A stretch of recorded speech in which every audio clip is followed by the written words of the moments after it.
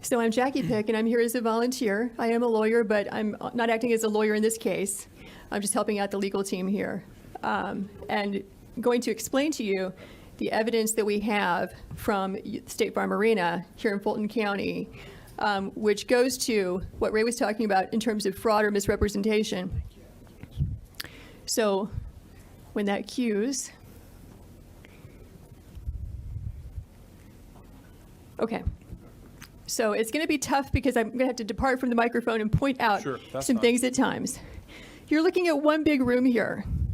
This is where, according to our witnesses, who've given us sworn affidavits, this is where the absentee ballots and military ballots are being tabulated on election day. So we have the tape from first thing in the morning all the way past the close of the polls. What you have is essentially two Republican field organizers who were sent here to be observers. At no time were they actually permitted to observe in a meaningful way. I'm sorry, I have a voice issue today. They are roped off with the press on the side. See if I can show you. Keep your eyes right here. Okay.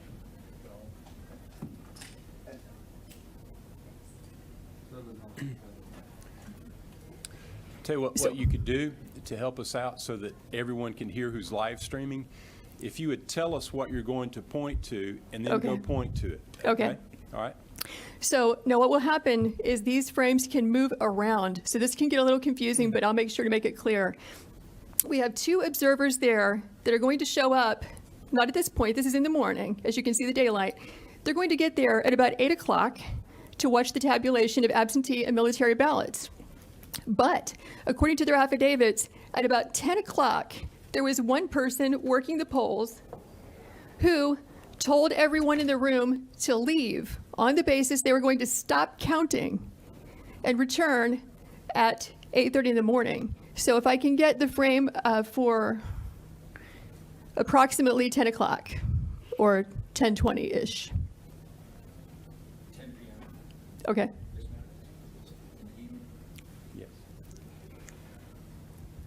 We'll have to come back to the morning for a different reason in just a second.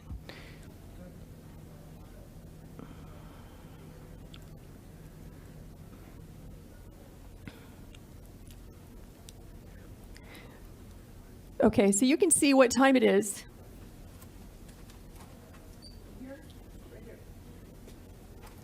So we're at about 10 o'clock. And what you'll notice is that the workers are present, working, and you have, back in that corner I pointed out to you, the press and the Republican observers.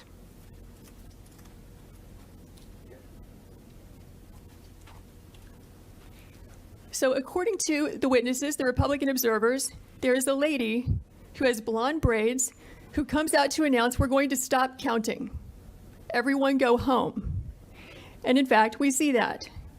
What happens is everyone clears out, including the Republican observers and the press, but 4 people stay behind and continue counting and tabulating well into the night from that point, which is going to be about 10:25 when they all clear out, or 10:30. And they will continue counting unobserved, unsupervised, not in public view as your statute requires, until about 1 in the morning. The reason we know this is because when our Republican observers were forced to leave, they went to the Central Tabulation Center and they got news from word from a news crew that in fact counting had continued. They have information that not everybody left according to plan, and some people stayed behind. So this shocked them, so they returned back to State Farm Arena at about 1 o'clock in the morning, where they confirmed that in fact people had just left State Farm Arena in contravention of what they had been told by the supervisors who are running this operation. So, okay, we're still at about 10 o'clock. Can you take us to about 10:25 so we can see the change? You're going to watch this place be busy and filled up to emptied at some time between 10:25 and 10:35, which is consistent with what the affidavits say.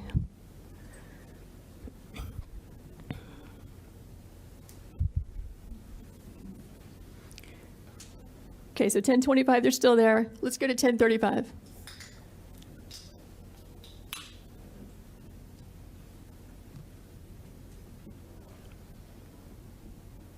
It takes it just a few minutes for the frames to actually catch up with there you go, with the time that you're seeing. So here you see it's all cleared out. We just went from 1025 to 1037. The place is a ghost town. This is where the people were vacated and told, go home, come back at 8:30. We will now stop working and stop counting.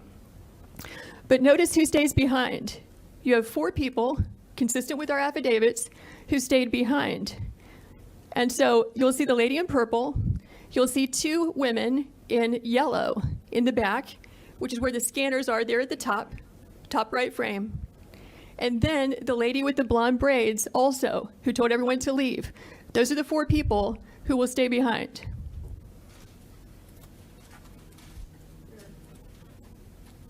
Those 2. Okay. Observer's still there. So the Republican observers said they were the last people to leave State Farm Arena, along with the Fox News crew, accepting those 4 people. So what you're going to see, look at the ladies in yellow. You'll see that they will begin just sitting still, doing nothing, ostensibly not working, because after all, they said they're going to stop counting. They will wait until the witnesses over there in that roped off area, the press and the observers, leave the room. Then you'll see them move into action and begin scanning ballots.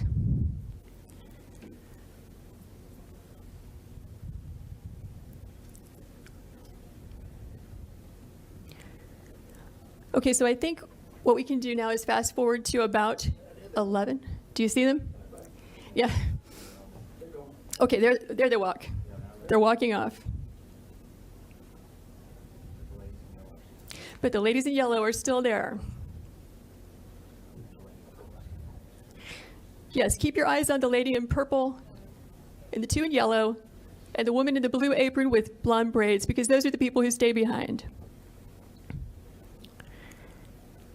Okay, so what you're going to see happen at about 11 o'clock is, once everyone is gone, coast is clear, they are going to pull ballots out from underneath a table. Watch this table.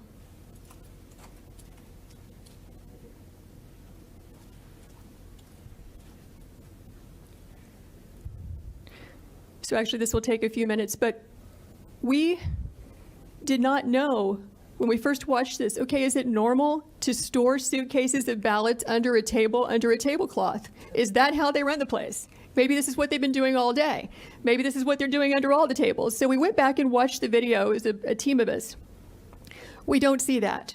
What we see is typically you're going to find ballots, back in this corner, or coming in through a door, and then they get moved and circulated throughout the room. And it can get a little confusing because they have these black containers of ballots. They have the U.S. Postal Service containers. But what we were trying to do when we determined that there were ballots being pulled out from underneath this table is, what was the chain of custody? Where did they come from? Who put them there? When did they put them there? We only reviewed this at about 1 a.m. last night for a couple of hours, so we're going to need about 14 hours to watch it carefully because we fast-forwarded through it several times and could not find that particular frame, but here's what we can tell you for sure. At about 8 o'clock in the morning, and we're going to roll this back and show it to you. There you go. So now they're going to start pulling these ballots out from under this table. This table, the black one, was placed there by the lady with the blonde braids at about 8:22 a.m. in the morning. So she put that table there. So the same person who's staying behind now, the same person who cleared the place out under the pretense that we're going to stop counting, is the person who put the table there at 8:22 in the morning. Yeah, I saw 4 suitcases come out from underneath the table.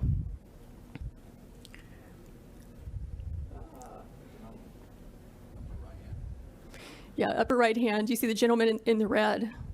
So he just pulled one out.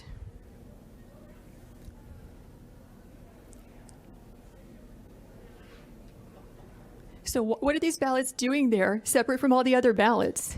And why are they only counting them whenever the place is cleared out with no witnesses? Is the question. So these machines can process about 3,000 ballots an hour. You have multiple machines there, and they're there for 2 hours. So you do the math. How many ballots went through those machines in those 2 hours when there was no one there to supervise, to be present, consistent with your statutes and rules, to supervise the tabulation? We believe that could easily be, and probably is certainly, beyond the margin of victory in this race. Because if it's only 3 scanners working for 2 hours, right, that's 18,000 ballots that went through.